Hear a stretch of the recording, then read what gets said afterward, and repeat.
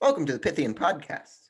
I'm your host, Dylan Callahan, Secretary of Damascus Lodge number 445, joined by co-host Casey Pemberton, who is Chancellor Commander of Sicilian Lodge number 39. How you doing, Casey? Doing as well as can be expected. And yourself? Not too bad, not too bad.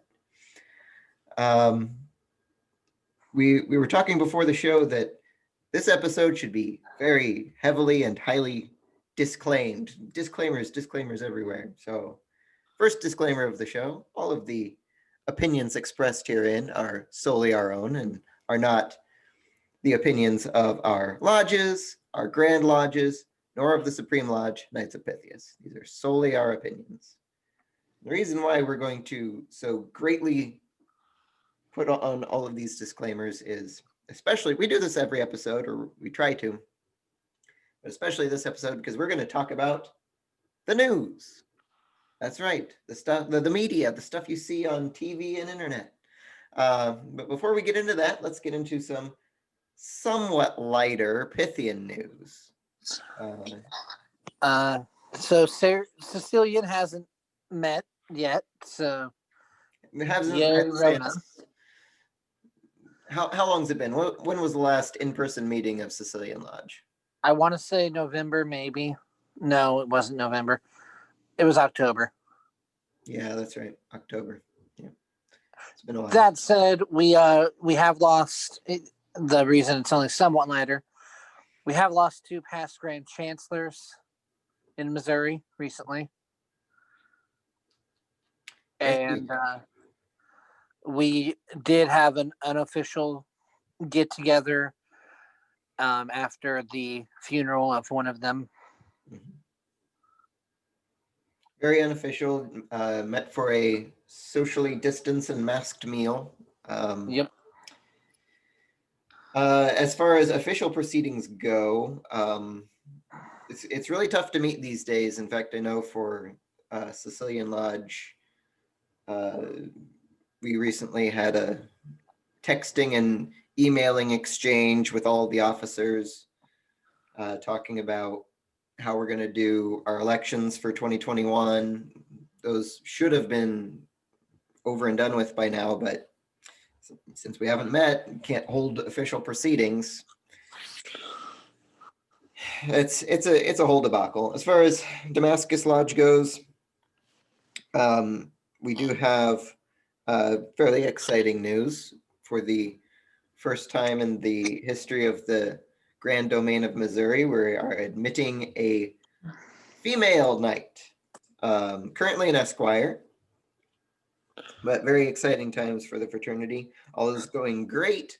No 3-in-1 this time. That's sort of a, not really a joke, but a recurring theme for Knights in the Missouri Domain, that we have the 3-in-1 ritual for all of our members, but we decided that that doesn't impart all the lessons that it should. It's all too fast, all too quick. So we're doing it right this time. We're given at least 1 month in between ranks. And so that's been really good. And Casey, you attended the rank of page. How would you say that went for Damascus? You know, I will give the disclaimer of, especially with all of your guys being new, even without that, it went excellent. But it went even better when you think about the fact that everyone there was new, except for maybe 2 people had done ritual work before. Yeah. So it went excellent. It was the best page degree or rank rather, I've seen in a long time. Yeah, I would say honestly, it'd be hard to beat. But we're gonna try. So yeah, let's get into today's topic then. Highly controversial. Today we're going to talk about something that is, like I say, very controversial, but it's important for the Knights of Pythias, I think, if not to talk about it, to talk about talking about it. And that is the rally and riots at the Capitol, Washington, D.C., earlier this month. So the reason this comes up, if you follow the Midwest Pythian's page on Facebook, you may have seen there was a post on there. As soon as the Capitol doors were breached, the Midwest Pythian page put out a little statement saying, this is what the Knights of Pythias is here to do, and that is to talk people out of riots or breaking and entering or anything like that. So Casey and I talked about it. We had an exchange of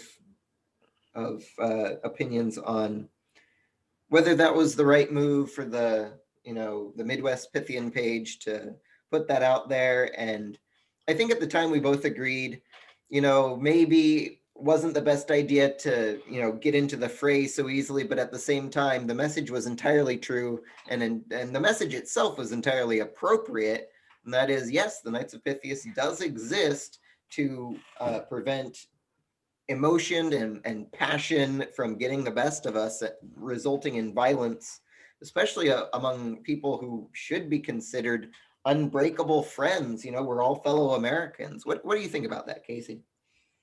I would agree. So we didn't get around. I don't believe we got around to doing an episode on the first Pythian murder. You're right, we did not. But I'm going to tie that in here. Something I had mentioned. We came about into the Civil War. Tensions were still very hot. Hatfields and McCoys have been hot there long after. Jesse James was still running around. Tensions were still hot in the country.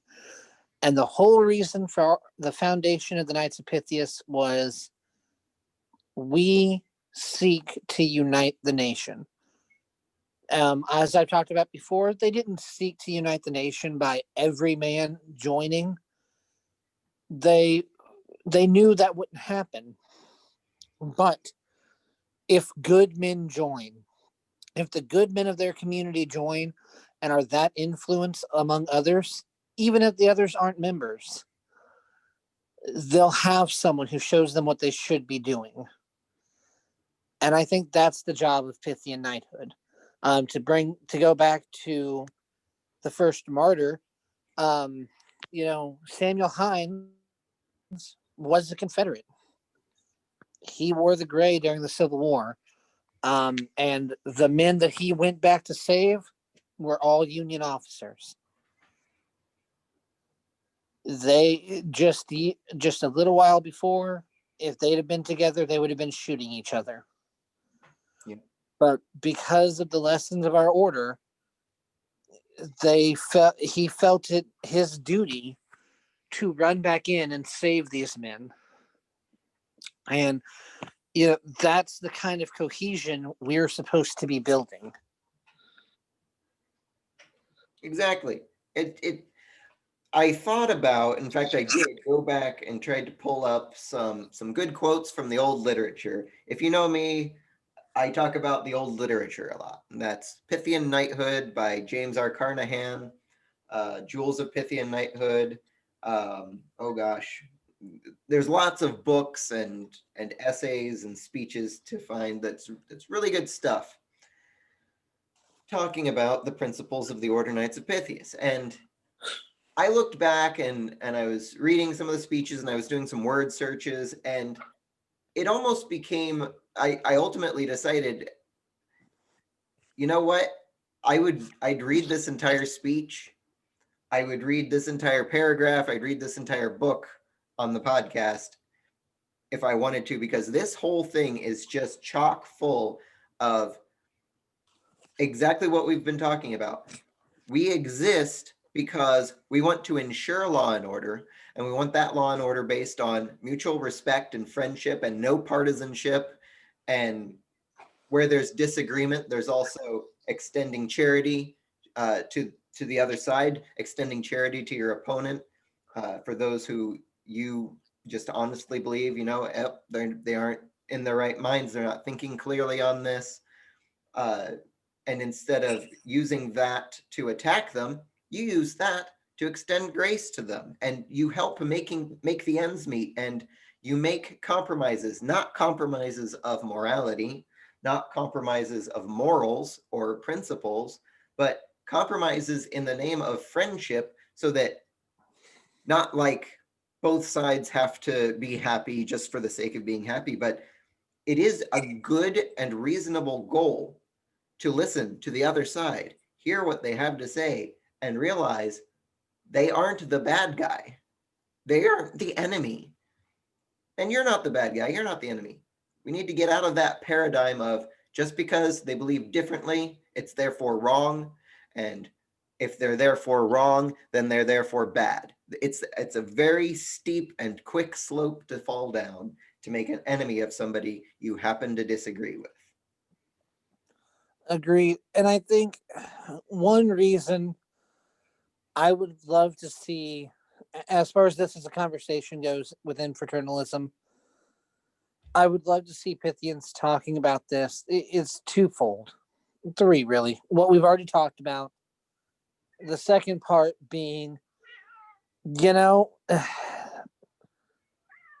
Masonry, especially, they have an arguably complicated history with things of this nature.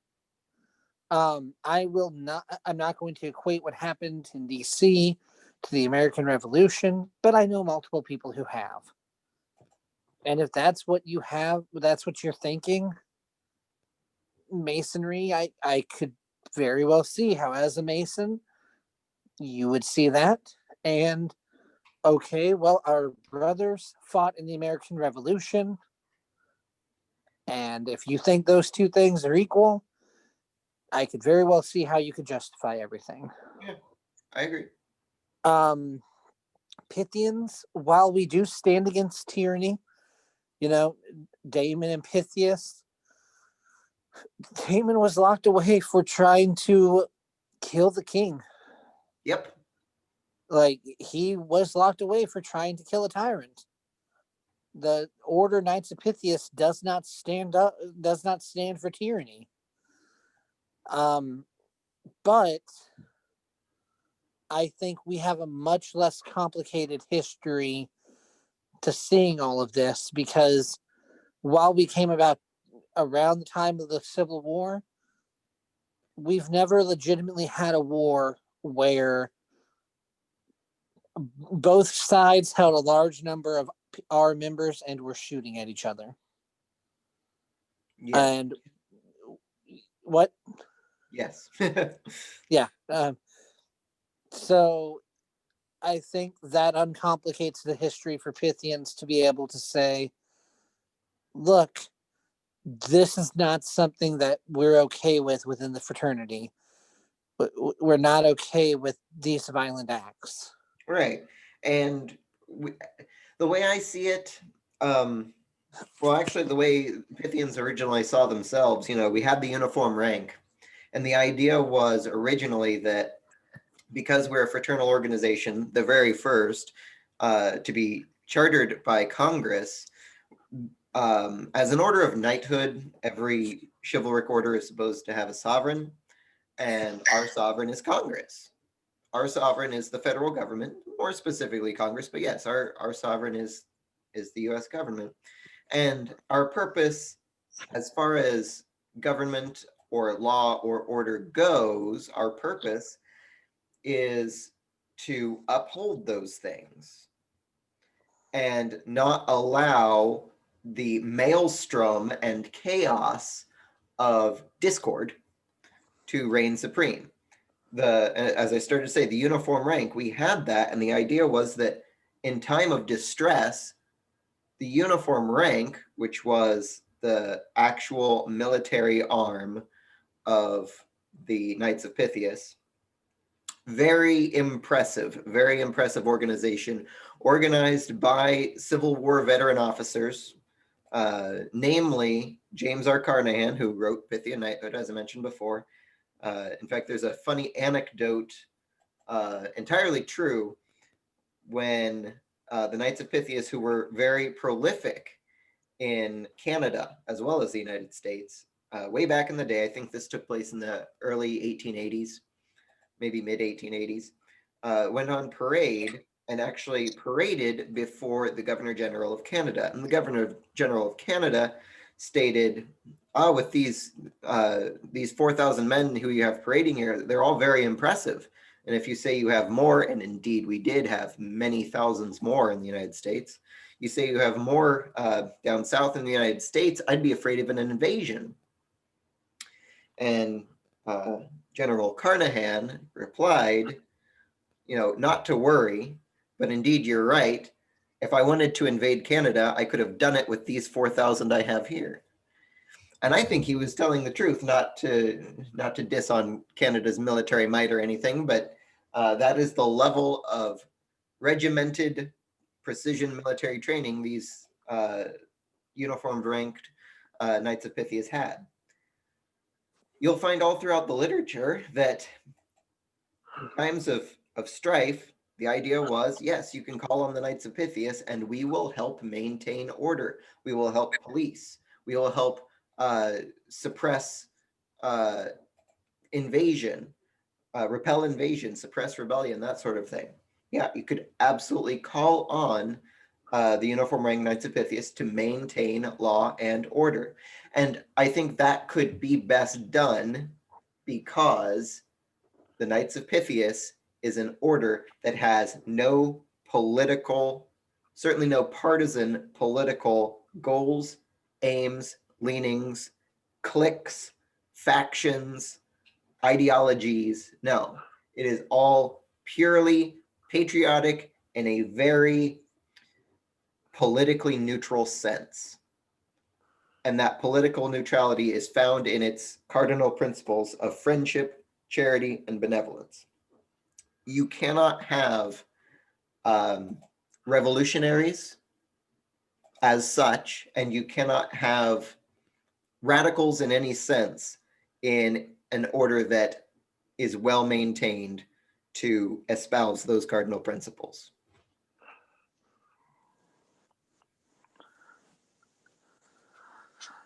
Again,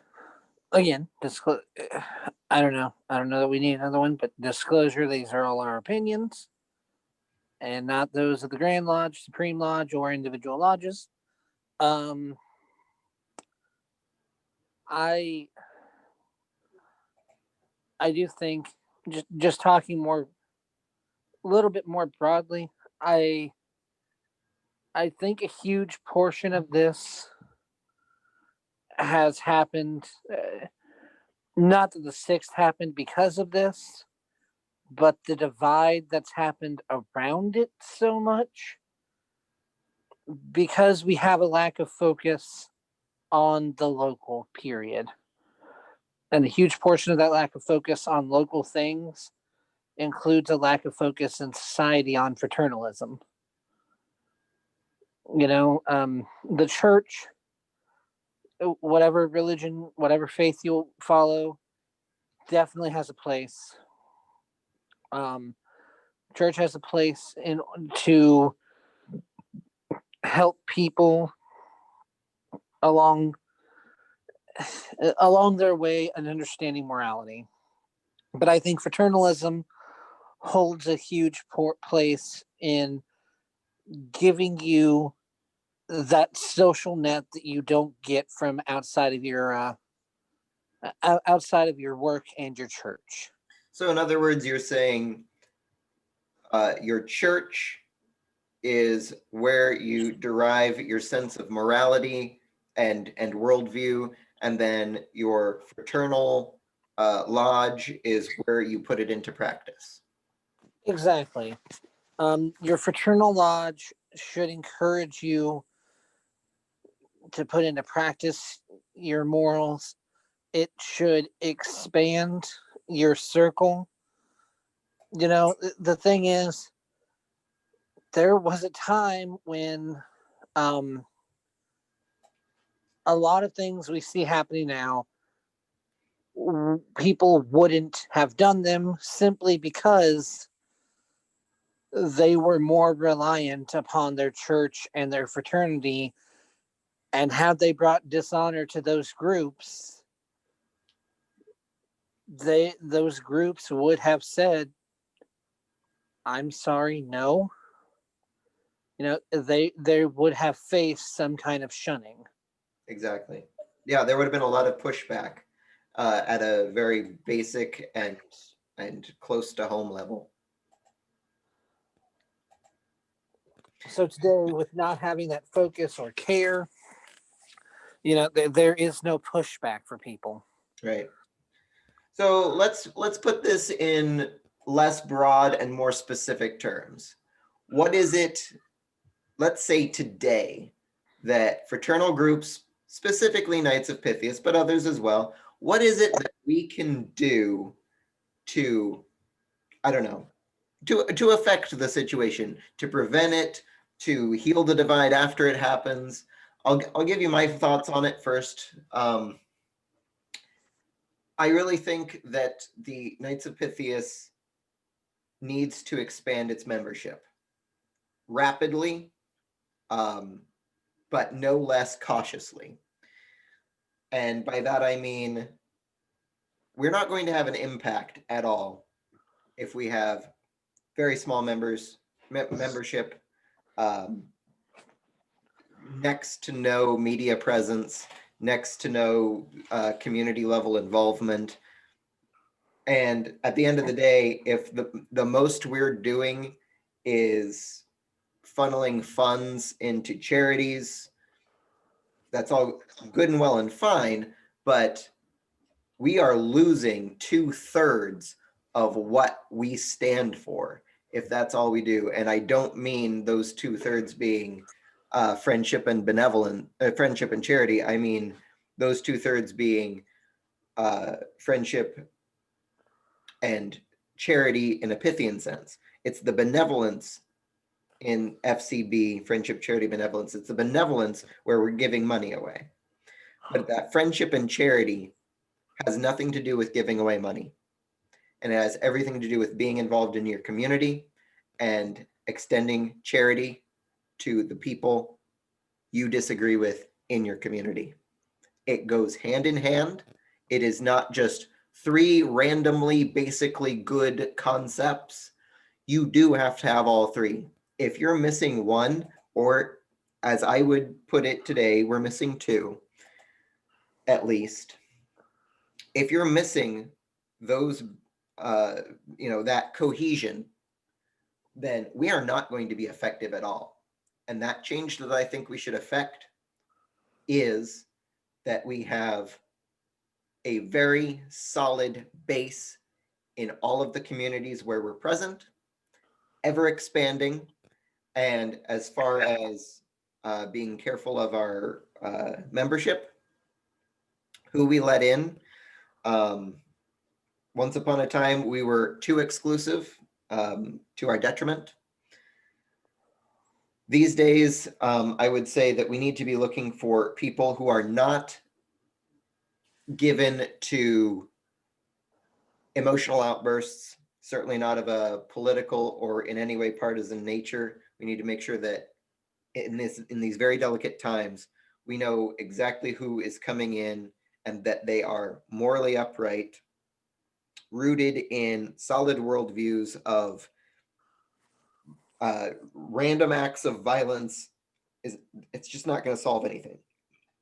Alienating the people that you disagree with is just not going to solve anything. Once we get that stronger base, that constant inflow of that quality that I think is less rare than we realize.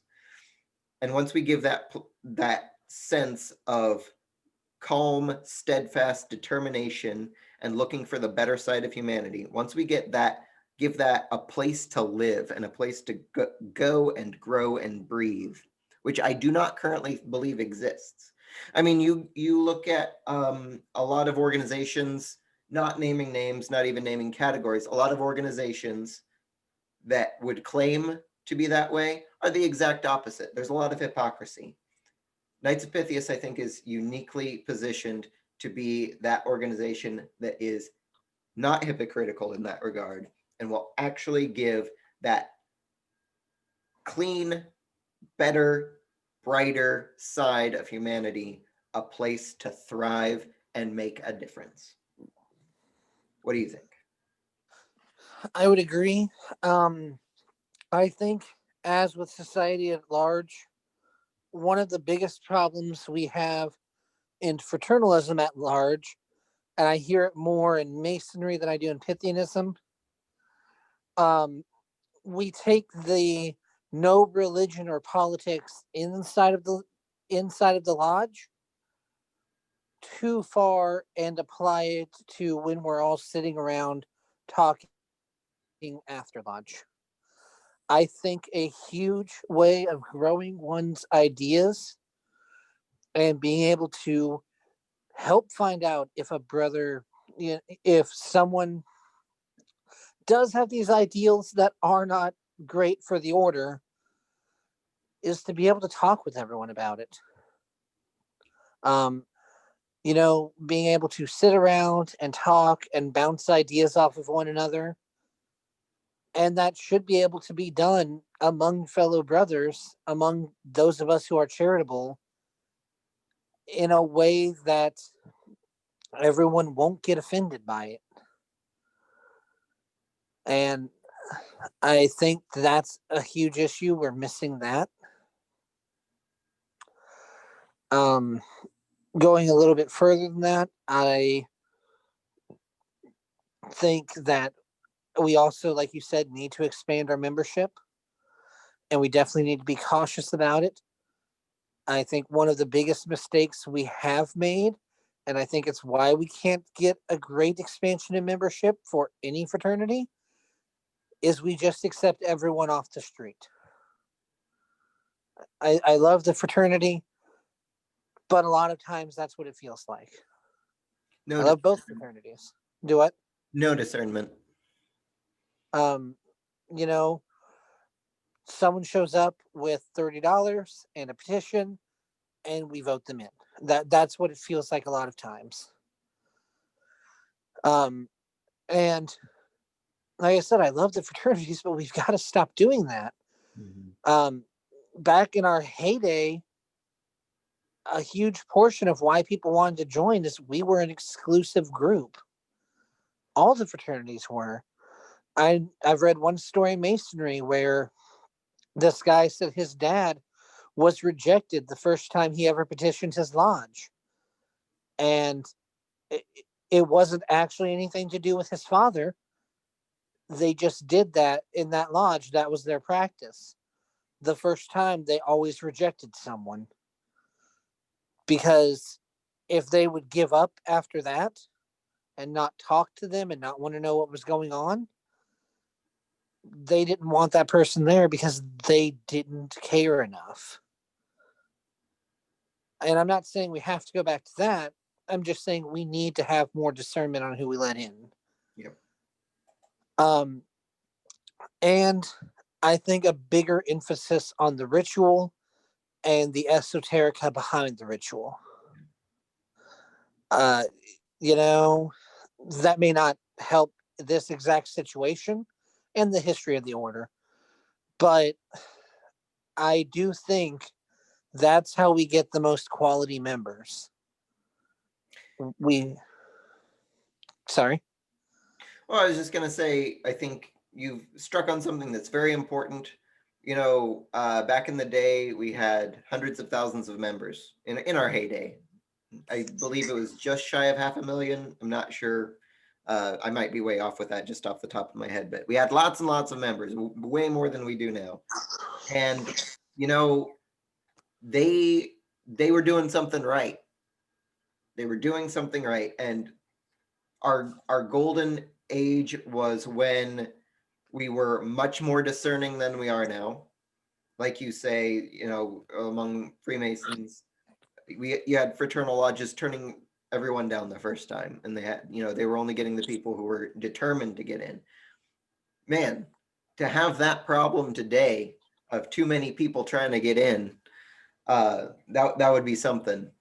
But yeah, like you're saying, like I was saying, in that zeal to get more members in so that we can have that effect on our communities. What a terrible, terrible responsibility it is to have to turn somebody away because they won't be a good fit for the order. It might be a detriment to them in some way, or they might be a detriment to the order in some way. But it's so important that we have that discernment. You're so right. We need to have that discernment. Or else everything that we will be building will be house made, built on the sand. Yeah. I think going forward, that's one of the biggest things we need to practice. I also think as fraternal societies, we have an intellectual history. It's a famous joke in Masonry. It applies to many people in Pythianism as well.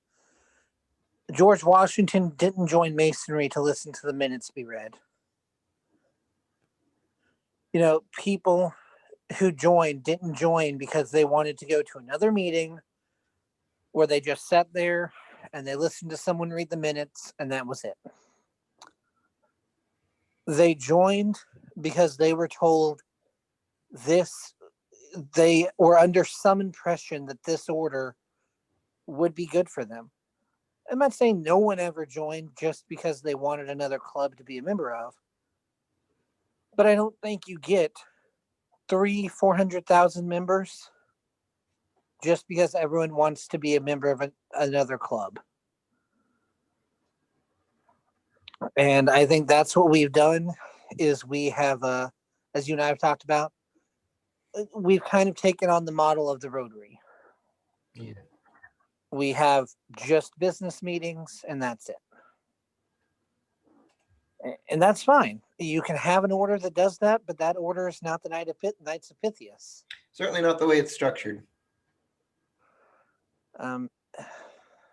So, Casey, I'm going to ask for your final thoughts. My final thoughts would be we need to keep an eye on the people who we let in. We need to be checking that they really would be good fits for our order. We need to grow our order. And we need to go back to the traditions of the order. Completely agreed. I'd say my final thoughts are we could be in a position, and I think we will someday, as long as we keep our focus on it, be in a position to positively affect even national level debate, not in a partisan way, not picking one side over another. Even in the context of the DC riots, not even saying, oh, we could have stopped the riot, we could have stopped the, no, I'm not even saying that. All I'm saying is we can build an environment, a platform for all the better and brighter things for our society. And in that environment, national embarrassments and pointing fingers in general, all of that anger and emotion, it would be what is fighting to make it to the national stage, not the other way around. So, thank you for listening to the Pythian podcast. Once again, all of the opinions you have just heard are our own individual opinions and do not reflect the opinions of our subordinate, grand, or supreme lodges. Thank you, Casey, for joining. Thank you. And we'll see you next time.